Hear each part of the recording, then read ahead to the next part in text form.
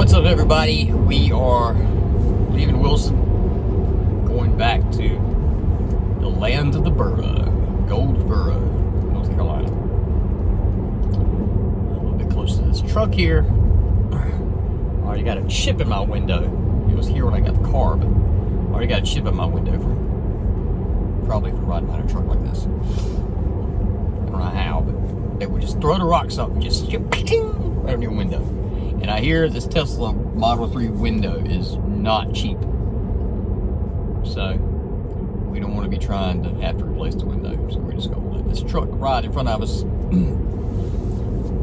And then we're going to take it to the house. We'll let FSD. So I'm just letting FSD drive now. So if I seem unattentive, I'm not. I'm very attentive to the road. But my car's driving. So if anybody's ever wondered, because I didn't know anything about Tesla, I just thought Teslas were all $100,000 and all of them drove by themselves and you could get out and you come pick you up. No, I didn't know anything for sure except all the crap that I heard about Tesla, which is what mostly everybody here hears is crap and BS. Whoa, that truck is coming. But so FSD, the full supervised self-driving. I mean, like from here to, like I said in the morning, from here to Goldsboro, it'll drive by itself. But you can also just, you put the address in and hit the down stock on the little signal thing, and it'll just take off and start driving by itself. And it'll drive all the way to the address, making all the turns and stops and whatnots all the way back. So as long as you can't get away with anything. Like if you try to play with your phone, or if you try to turn around or go to sleep, or your head drops down, or your mouth opens like you're yawning or anything like that, there's a camera right there that catches all of this algorithm, and it'll just go beep beep beep, and it'll beep you a couple times. But if you don't take control and show them that you are here and paying attention, it'll just stop it. So that's what happen. As long as I'm looking forward and the car sees me paying attention, we should be all good. Tell you what though, that coffee makes me hot. Put the AC on here. Oh boy. But I was gonna get up here. Yesterday I had to shoot. I was shooting at a construction site. I don't know if videographers and creators ever have this problem. Get on a construction site, like you know what to do, you know what to shoot, but it's like I was there to shoot some their workers kind of working on site with them. And guys seemed like they'd work and they'd be doing something with their hands, and every time I'd get the camera up, I'd get it focused, they'd stop. And then I'd move over here and I'd get the shot set up. They'd work for 30 minutes doing this one thing, and I'd get the camera set. Not really 30 minutes, but it seemed like, they'd work. And I'm like, oh, okay, they're doing this for a while. I'm going to go up and shoot that. And I get ready to shoot, give my camera exposure, focus, and they quit. Kind of like at weddings. I feel like I chase people around at weddings. I see a couple, laughing, or a little girl, like a hug, and it's cute, and I want to catch it right quick. I always get ready to get it, and it'll be happening. I'm just like, oh, I'm watching it, and I'm thinking like, oh, I'm gonna get it, but they're gonna quit. Oh, I'm gonna get it. Okay, they're not gonna quit, and then I go all this trouble to expose and focus, and boom, and then they move.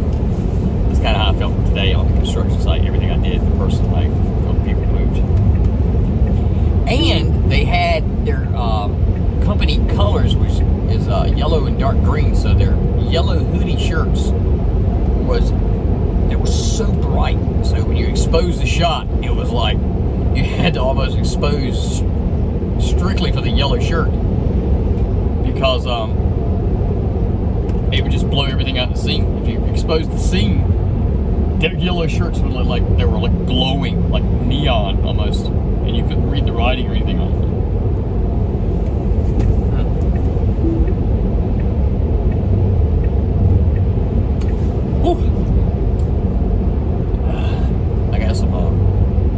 I got a tooth right here at the bottom that temperature, cold stuff more or less, but sometimes warm stuff hurts so bad. I think it's January 27th, I think. I'm going to New Bern to have the rest. I don't know if anybody knows, but I have dentures. I have a horrible grill. I've always been embarrassed about it. I'll tell you a short story. So when I was young, I would always sleep. You know, I would think cold rooms gave me sore throats, so I would sleep in warm rooms with a fan or something. And then the fan would dry my throat out at night. You know, I'd get hot, and then your nose would get clogged up. It'll get stopped up, and then you start taking in air through your mouth, and it gets your throat raw. It gives you a sore throat.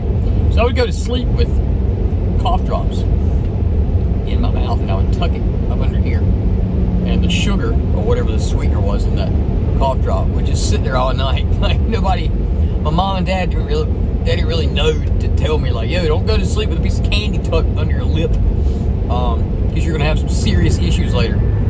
So I would go to sleep every night, and I would put a cough drop or a throat lozenge in my lip, and just go to sleep. And it would melt through the night, sit right there on that tooth, and just decay away. And then later in life, I started like drinking Gatorade, the yellow Gatorade, like the citrus flavor, and I would just put it beside my bed at night and drink. And then as I got older, my teeth just started like cracking. I would bite and it would just crack, and it'd be like, oh, the crown, you need a crown. And then before you know it, I had like $45,000 worth of crowns in my mouth. And then I would go back, and they'd be like, yeah, the tooth under the crown is rotten, so we're going to take that out too. So the money you paid for that, too bad. You're about to pay us again to take it out. And I'm like, what? I thought it was a crown. And they're like, yeah, crowns, the teeth still rot. They're not permanent. We don't tell you that, though. So anyway, we got to kind of talking, me and the dentist, and we're like, what happened? We got talking about the Gatorade and all that. He's like, man, you drink the Gatorade through the night and don't like wash out with water, like you don't rinse your mouth with water or anything? And I was like, no, I just wake up during the night and just take sips of Gatorade, just to wet my throat, my mouth.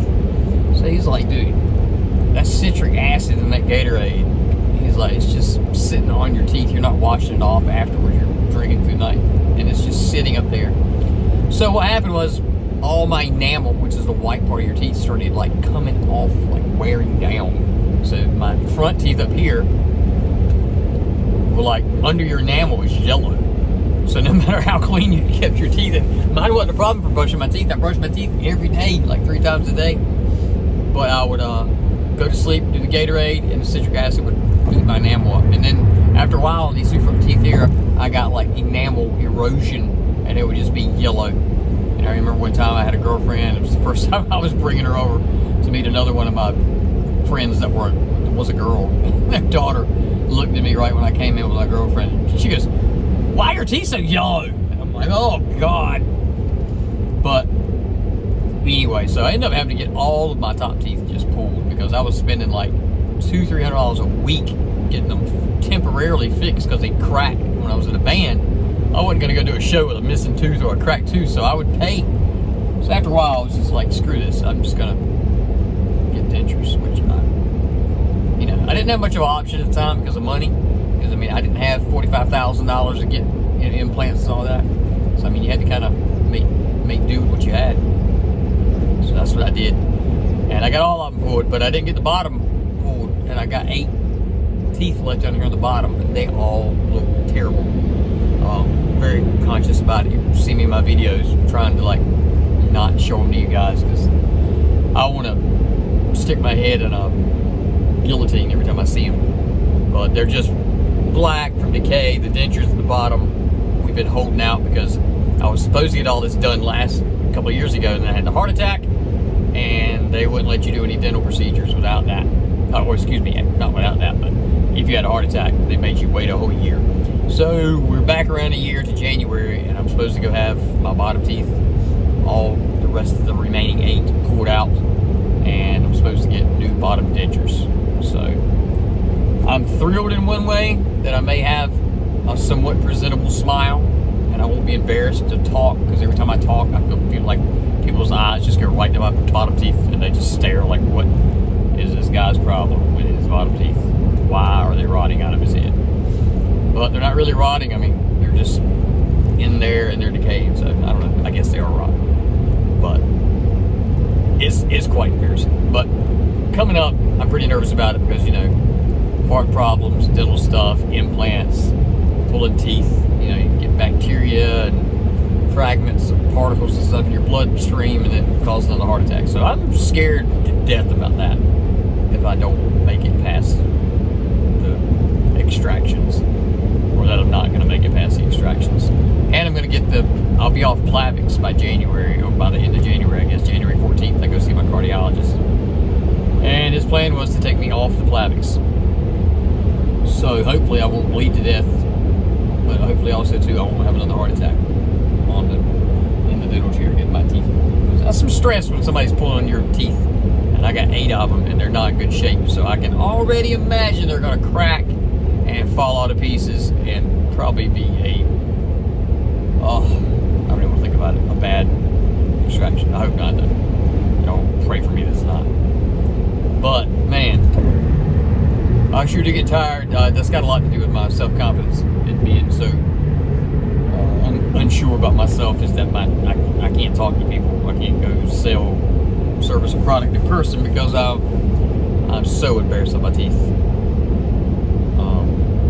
It really sucks. But you know, man, I'm glad I was able to get top dentures and not have to walk around. Some people, they can't get anything done. I know people who just have messed up teeth, and I'm just like, God, I don't know if I can do that. I had to go get dentures. But man, I'm telling you, if you're thinking about getting dentures and you got teeth, you're kind of in the same boat I was.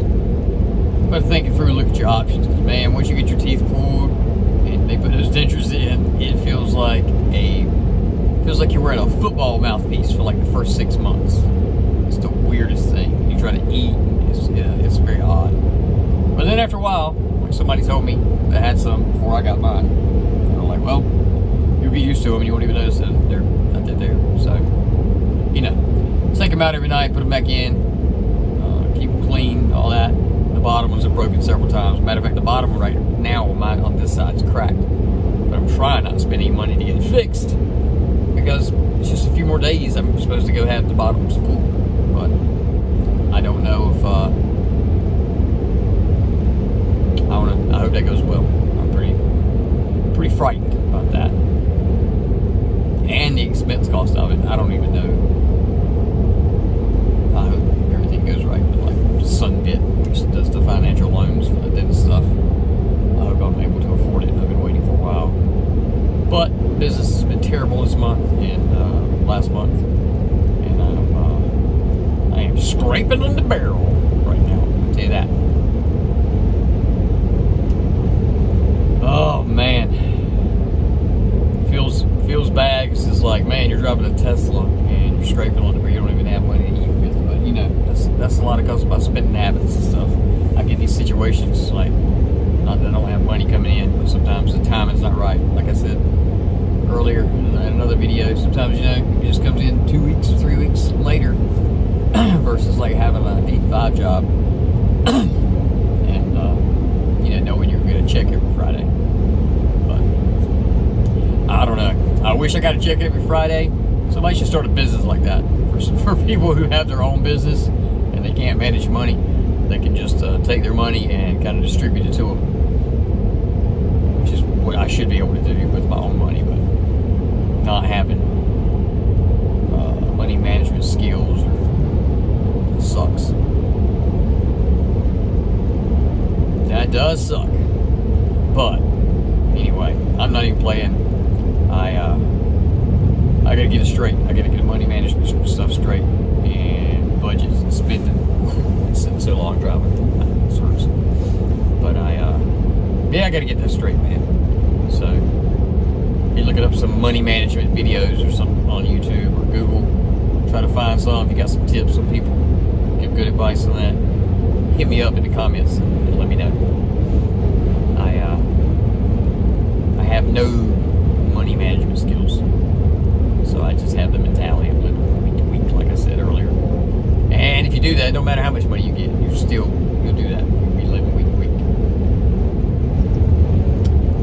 And I don't know any other way, so I guess your habits and practices just end up, working it out for you. You end up in the same boat every time. You make $90,000 a year. You'll be in the same boat as you were. You just have more stuff, but you'll be in the same boat as you were when you were making $20,000.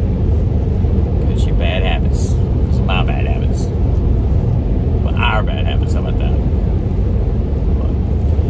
guys get better with your habits. I'm gonna try to get better with mine, and